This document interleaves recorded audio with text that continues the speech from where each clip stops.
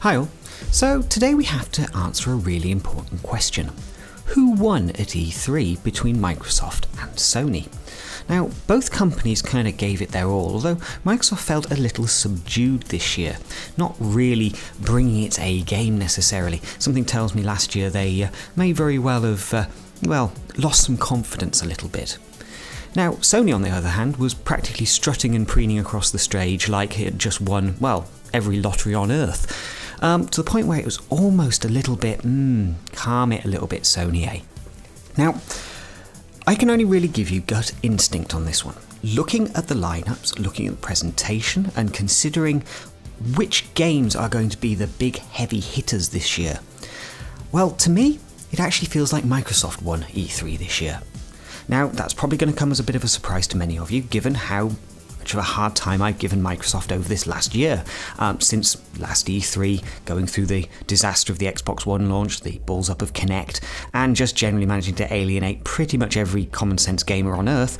Microsoft kind of had everything to do this year to really get confidence back into the player base, and I actually think they did it, well, pretty well actually. Sure, it wasn't the most confident presentation ever, and, well, we can pretty much say that Kinect is well and truly dead, given that it was given all of, 3 minutes of attention during the entire show. But the games Microsoft had on offer this year actually felt like games I wanted to play. Now, taking away slightly from that, anything that was cross-platform, etc.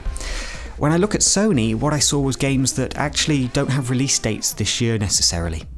Things like The Order, well, it might make it before E3 next year, but it's possible it won't. There seem to be more games which were being kind of shown off as coming soon, as opposed to having any definitive release date with it. Now, Sony certainly has the heavy lead right now, but that also means they have the most to lose if they become overconfident. Showing off games way in advance of themselves, then delaying them. It's a tactic both companies have used to one extent or the other, but Sony seems to make it almost a kind of running joke for themselves.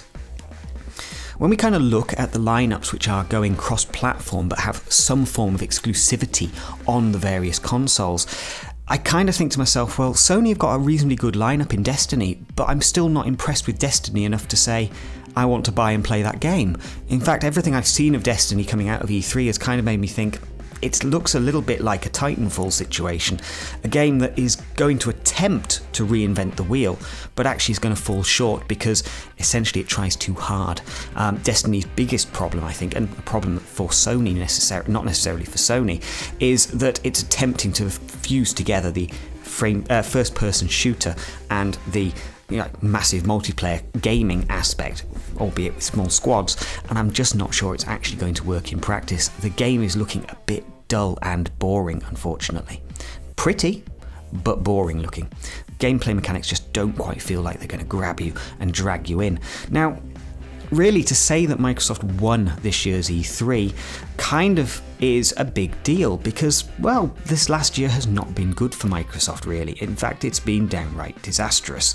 So anything they could really do to not screw up has to be applauded, and I personally think they did well here. Sony didn't screw up either, but when I kind of get my gut instinct behind it and I look at those lineups, to me, it feels like Microsoft has just picked the post a little bit more than Sony this year. Sony came out overconfident.